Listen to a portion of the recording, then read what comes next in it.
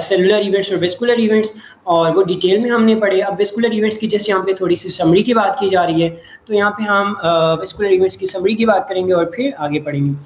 Vascular events की summary में आते हैं इनिशियल ट्रांजिएंट वेसोकॉन्स्ट्रिक्शन ऑफ आर्टरियोल्स, कि जब वेसल्स में कोई चेंजेस आती हैं तो एक तो हम कहते हैं कि ट्रांजिएंट वेसोकॉन्स्ट्रिक्शन होती है आर्टरियोल्स की, फिर परसिस्टेंट प्रोग्रेसिव वेसोडाइलेशन होती है, vasoconstriction then vasodilation and then elevation of the local hydrostatic pressure, ये भी हम पढ़ चुके हैं।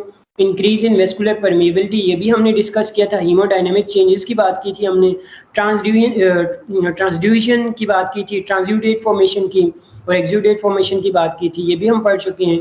और फर्दर स्लोइंग और stasis of micro circulation means the blood circulation will be slower down in during the vascular events of acute inflammation. Okay, further leukocyte margination, ये भी हमने पढ़ चुके हैं और ये हमने पढ़ी थी क्योंकि यहाँ से हमारे पास सेलुलर इवेंट्स स्टार्ट हो जाते हैं। ल्यूकोसाइट मार्जिनेशन से सेलुलर इवेंट्स स्टार्ट हो जाएंगे और ये भी हमने सेलुलर इवेंट्स में पढ़ लिया था। यहाँ पे एक ये डायग्राम नज़र आ रही होगी आपको, यहाँ पे एक्चुअली बताया गया है कि किस तरह से जो वेस्कुलर इवेंट्स हैं वो एंड अप होते हैं विद द वेस्कुलर इवेंट्स किस तरह से एंड अप होते हैं सेलुलर इवेंट्स के साथ। तो यहाँ पे आपको एक वेसल है, वेसल के अंदर डिफरेंट वेस्कुलर चेंजेस आई जिसमें वेसोकॉन्स्ट्रिक्शन हुई, वेसोडाइलेशन हुई, हीमोडायनेमिक चेंजेस हुई, स्टेसिस हुई, और फिर सेलुलर इवेंट्स क्या थे कि सेलुलर मार्जिनेशन हुई, ठीक है।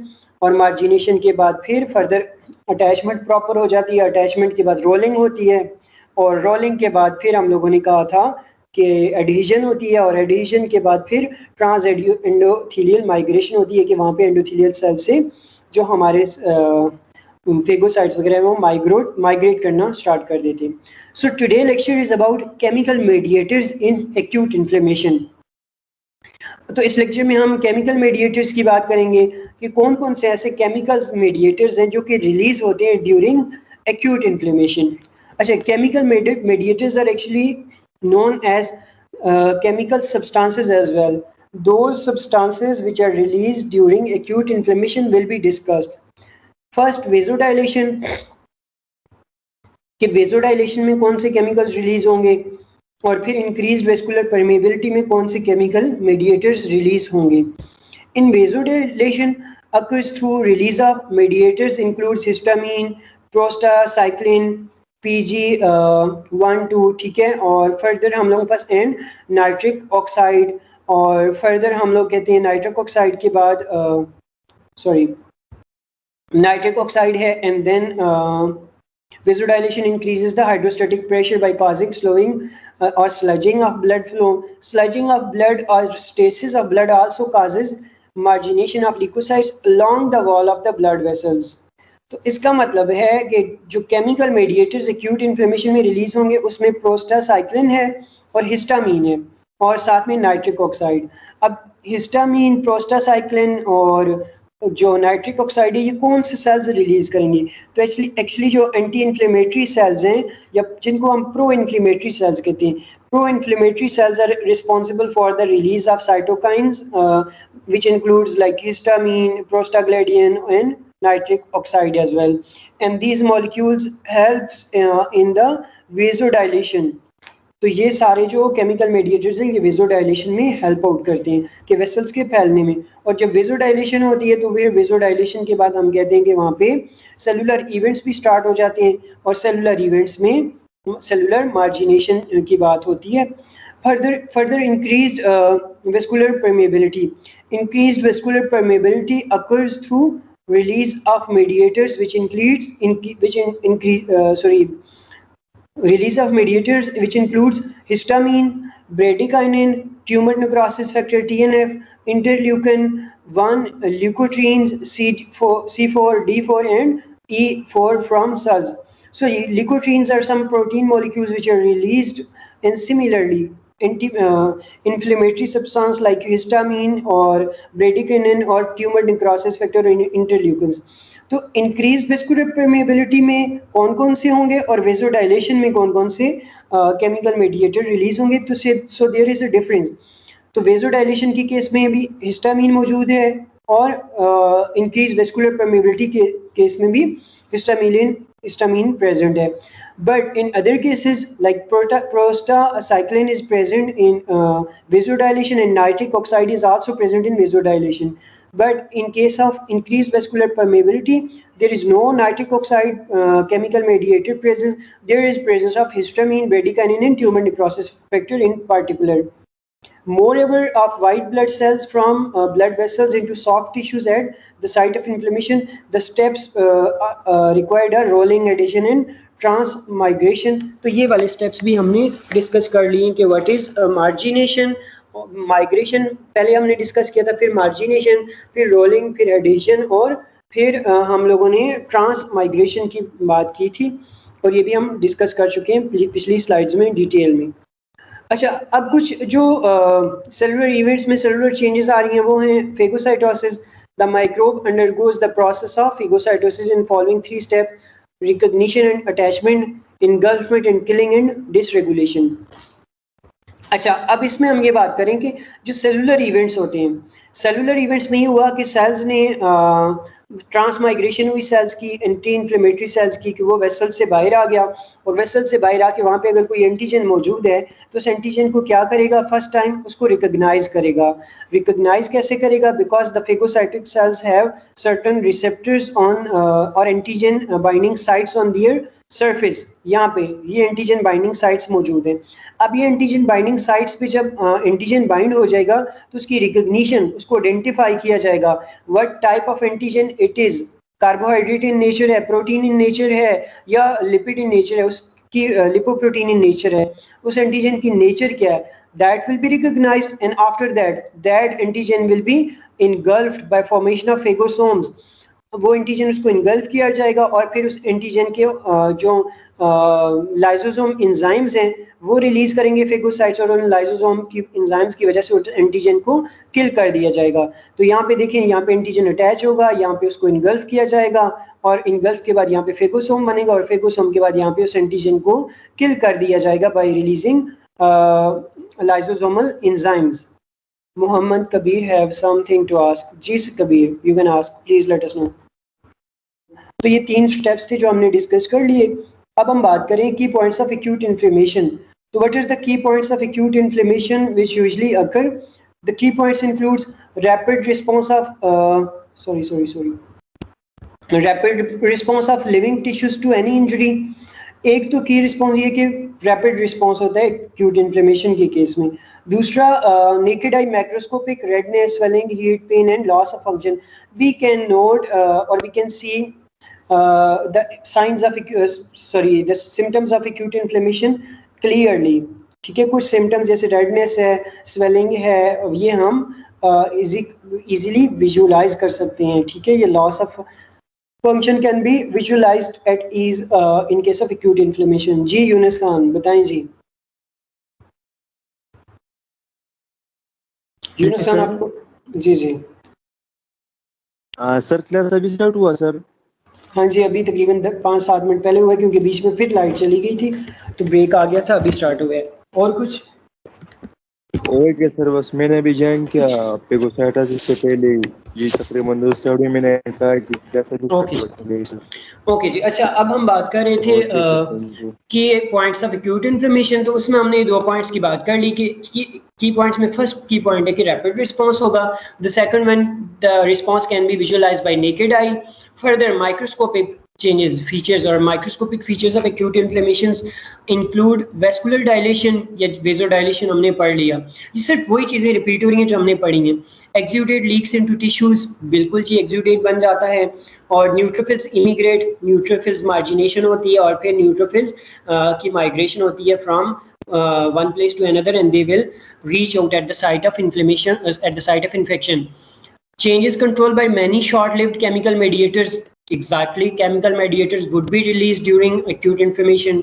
Further,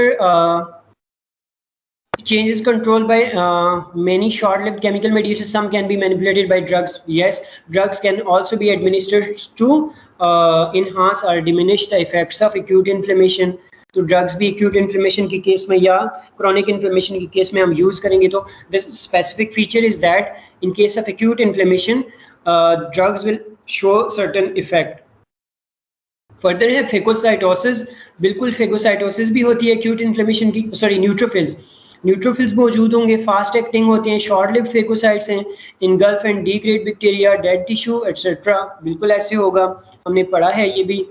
फेगोसाइटोसिस भी होगी एक्यूट इन्फ्लेमेशन के केस में, और हमने डिटेल में पढ़ा। और यहाँ पे एक टर्म लिखी हुई है ऑप्सनाइजेशन ऑफ पार्टिकल्स। ऑप्सनाइजेशन को हम इनगल्फमेंट भी कहते हैं। The making a protective or we can say engulfing a infectious particle is called as a opsonization process, in which neutrophils will make, or sorry, the phagocytes will make a protective covering against the infectious particle. This process is known as opsonization. Opsons will be formed by the phagocytes against infectious particles. This is known as opsonization. अच्छा जी, Siyab Khan question कर रहे हैं जी। Engulf का मतलब है निगल लेना भाई। नो सर, ऑप्सनाइजेशन का डेफिनेशन का पूरा है sir, engulfing of a infectious particle. जी सियाब खान कह रहा था सर। जी सर मैं भी वही कह रहा था सर, ये जो यूनुस ने भी कह दिया। अच्छा, आप दोनों रोजाना आप दोनों का क्वेश्चन वैसे सेम होता है ना? नहीं सर, हम एक साथ बैठे तो इसी वजह से सेम हो रहा है सर। अच्छा जी, ठीक है, गुड। अच्छा, अब हम लोग बात कर रहे थे यहाँ पे फेगोसाइटोसिस की वजह से, तो it's enhanced by opsonisation of particles, antibody और कम्प्लीमेंट ऑन सरफेस। तो कम्प्लीमेंट सिस्टम एक्टिवेट होता है, वो इम्यूनोलॉजी का एक टॉपिक है पूरा, जिसमें हम लोग पास कम्प्लीमेंट सिस्टम ऑप्सनाइजेशन में हेल्प करते हैं। उसमें C1 से लेकर C9 तक प्रोटीन्स होती हैं, complement proteins, which are responsible to recognise antigen and to form around it. अच्छा, बैक्टीरियल किलिंग होती है एक्यूट इन्फ्लेमेशन के केस में, लार्जली ऑक्सीजन डिपेंडेंट। कि ऑक्सीजन डिपेंडेंट बैक्टीरिया जो होते हैं उनकी किलिंग हो जाती है, या एरोबिक बैक्टीरिया की किलिंग हो जाएगी। उसके बाद defects in system lead to severe susceptibility to infection. In acute inflammation case, there will be chances of high infection के हाई इन्फेक्शन होगा, बहुत ज़्यादा इन्फेक्शन होगा in case of acute inflammation. So these were some of the key points of acute inflammation which we discussed, और ये हमने पहले ही detail में पढ़ चुके हैं, यहाँ पे सिर्फ हमने उनको थोड़ा रिपीट किया, उनकी समरी की बात की है। अब आगे है एक्यूट वर्सेस। जी जी सर जी, इस को तो पता सर जी, स्पेंकर मैनिपुलेटेड बाय ड्रग सर जी, इसका मतलब क्या है sir? Manipulated by drug means उनको ड्रग्स की मदद से कम किया जा सकता है, मैनिपुलेट किया जा सकता है, कम किया जा सकता है, उसकी इंटेंसिटी कम की जाती है। कि मतलब केमिकल मेडिएटर्स अगर ज़्यादा रिलीज हो गए तो उनको कम किया जा सकता है। मिसाल के तौर पे कुछ लोगों को होता है, ऐसे है कि एलर्जी जिनको होती है कि कोई ख़ास किस्म की फूड्स जब वो खाते हैं तो उसके बाद उनकी जो स्किन है, उन स्किन पे स्वेलिंग हो जाती है और छोटे छोटे ब्लिस्टर्स निकल आते हैं। ठीक है, छोटे छोटे दाने निकल आएंगे पूरी स्किन पे, और बहुत सवेयर किस्म की एलर्जी होती है उनको। फिर फ़ौरन से, अब वो एक्यूट इन्फ्लेमेशन है, बॉडी का फ़ौरन से रिस्पॉन्स है। अब उस केस में वो डॉक्टर के पास जाएंगे तो डॉक्टर्स क्या करेगा, उनको कोई एंटी हिस्टामिन ड्रग लगाएगा। तो वो एंटी हिस्टामिनिक ड्रग्स जो होंगी, उसका काम ये होगा हिस्टामिन की सिक्रीशन को ब्लॉक कर देगा। अब इससे क्या होगा कि इन्फ्लेमेशन की इंटेंसिटी को कम किया जा सकता है। So it's mean acute inflammation can be manipulated by the drugs. जी, इन सर मेडिसिन के थ्रू मतलब इन्फेक्शन को कम करना है, इसको कहते हैं सर। तो इन्फ्लेमेशन के अगेंस्ट देंगे ना, हिस्टामिन जो केमिकल मेडिएटर रिलीज हो रहा है जिसकी वजह से इन्फ्लेमेशन ज़्यादा हो रहा है, तो वो ऐसी ड्रग्स देंगे जिससे हिस्टामिन को ब्लॉक कर दिया जाए, ताकि हिस्टामिन सेल से रिलीज ही ना हो। अब हिस्टामिन रिलीज नहीं होगा तो इसका मतलब है बॉडी रिस्पॉन्स ही नहीं करेगी। बॉडी जब रिस्पॉन्स नहीं करेगी तो इन्फ्लेमेशन कम होगा, उसको एलर्जी कम फील होगी। सर बॉडी रिस्पांस के लिए हिस्टामिन, सर हिस्टामिन प्रोटीन जरूरी होता है सर? हिस्टामिन केमिकल सब्सटेंस है मेरे भाई, प्रोटीन नहीं है। क्या हो गया सर? एक तो प्रोटीन नहीं है सर। कौन? एक हिस्टामिन प्रोटीन एक नहीं है सर। हिस्टामिन केमिकल सब्सटेंस है, केमिकल रिलीज होता है, केमिकल मेडिएटर है, प्रोटीन नहीं है ये। Okay sir, thank you sir, मेहरबानी। ओके जी। अच्छा, आगे हम लोग ये तकरीबन पॉइंट्स हमने इसमें क्लियर हो गए हैं। आगे हम लोगों के पास है further acute versus chronic inflammation. So we will discuss what are the differences between acute and chronic inflammation. So the first difference include in acute inflammation there will be allergic reactions. Acute inflammation में allergic reactions होगा, body पे swelling हो गई या itching feel हो गई, dizziness feel होना। और क्रोनिक इन्फ्लेमेशन में कार्डियोवैस्कुलर डिजीजेज होंगी कि अगर लॉन्ग टर्म इन्फ्लेमेशन है तो हार्ट डिजीजेज की वजह से हो सकता है। फिर केमिकल इरिटेशन होता है एक्यूट इन्फ्लेमेशन में। एक्यूट इन्फ्लेमेशन में इन्फेक्शन होगा। एक्यूट इन्फ्लेमेशन ट्रामा की वजह से, इंजरी की वजह से हो सकता है, बर्न्स की वजह से हो सकता है कि स्किन बर्न हो जाती है, तब भी एक्यूट इन्फ्लेमेशन बॉडी फौरन से रिस्पॉन्स करेगी। लेसरेशन से मुराद होती है कि जब किसी को ऐसा इन्फेक्शन हो और बॉडी से पानी बह रहा हो, होता है बाजू का जैसे जख्मों से पीप बह रही होती है या पानी बह रहा होता है, उसको हम लेसरेशन कहते हैं। और इसके अलावा वुंड्स के केस में तो, और इसके अलावा फ्रॉस्ट बाइट के केस में भी एक्यूट इन्फ्लेमेशन होता है। फ्रॉस्ट बाइट से मुराद होते हैं कि जब आपकी स्किन फ्रोजन हो जाए। जो लोग सफ़र करते हैं, K2 पे जाते हैं समिट के लिए, तो वहाँ पे बहुत ज़्यादा ठंड होती है। बहुत ज़्यादा ठंड की वजह से उनके सेल्स बिल्कुल उनका टेम्परेचर जो नॉर्मल टेम्परेचर है उससे बहुत कम चला जाता है और वो सेल्स अपनी फंक्शन लॉस करते हैं और उस टाइम बॉडी फ़ौरन से रिस्पॉन्स करती है। तो acute inflammation will also happen in case of frostbite. जी क्या नाम है, सियाब खान कुछ पूछ रहे हैं। जी सियाब खान। नहीं सर, मैंने तो कुछ नहीं पूछा सर, ये पहले से रेज हुआ अच्छा है। जी, ओके जी। Let me change its lower the raise hands. अच्छा, इफ्जाल अहमद भी है उसको। अच्छा जी, फर्दर है क्रोनिक इन्फ्लेमेशन में हमने कहा एक तो कार्डियोवैस्कुलर डिजीजेस की वजह से होगा, फिर न्यूरोलॉजिकल डिजीजेस की वजह से होगा, क्योंकि ये लॉन्ग टर्म होती हैं। अब किसी को हार्ट का प्रॉब्लम चल रहा है तो it takes a lot of time. ठीक है, फर्दर हम लोगों के पास अगर हम बात करें ऑटो इम्यून डिजीजेस की, तो auto immune diseases also takes time. Chronic inflammation show होगा। रिमेटॉइड आर्थराइटिस के केस में क्रोनिक इन्फ्लेमेशन होगा, जो कि जोड़ों की बीमारी है। कैंसर के केस में क्रोनिक इन्फ्लेमेशन होगा। लपस एरिथ्मेटोस डिजीज है, उसके केस में भी क्रोनिक इन्फ्लेमेशन शो होगा। फाइब्रोमाइल्जिया डिजीज है, उसके केस में भी क्रोनिक इन्फ्लेमेशन शो होगा। और chronic fatigue के केस में भी chronic inflammation body will respond for a longer time of in time interval. So it's mean these were the some differences between chronic inflammation and acute inflammation in terms of disease associated complications. अच्छा, further हम बात करते हैं अब्दुल रहमान, आपको समझ आ रही है जो हम पढ़ रहे हैं? Abdul Rahman Tayyab, you are not here जी। अच्छा, फर्दर क्रोनिक इन्फ्लेमेशन, अब हम बात करेंगे जाके। जी जी जी सर, ये क्रॉनिक इन्फ्लेमेशन में जो लास्ट नंबर जो सर लास्ट डिजीज है sir, fibromyalgia and liver sir, ये डिजीज सर जी कौन सी डिजीज है सर जी, इसके बारे में थोड़ा बता दें सर। कौन से वाली? लीवर नेक्स्ट वन सर, फिब्रोमाइल्जिया, ये कौन सा है सर, ये डिजीज कौन सी है सर? ये ज़्यादातर मसल्स रिलेटेड डिजीज होती है कि जिसमें हम लोग पास मसल्स में फटीग जमा हो जाती है। फिब्रोमियल्जिया मतलब इसको हम ये कह सकते हैं कि पेनफुल सेंसेशन इन ब्रेन कह सकते हो। ब्रेन की जो, या स्पेसिफिकली ब्रेन की जो, जब मसल्स में फटीग होती है ना, मसल्स में फटीग होगी तो उससे ब्रेन में आपके सर में भी दर्द स्टार्ट होना शुरू हो जाता है कि मसल्स पेन की वजह से अगर ब्रेन में पेन स्टार्ट होता है तो दैट इज नोन एज फाइब्रोमियल्जिया। ठीक है। Yes sir. Sir muscle weakness की वजह से सर इस तरह होता है सर? हाँ, मसल वीकनेस की वजह से भी हो सकते हैं, ये भी पॉसिबिलिटी है। आप सिंपल ये कह सकते हो कि the pain in brain and spinal cord due to muscular fatigue is called fibromyalgia.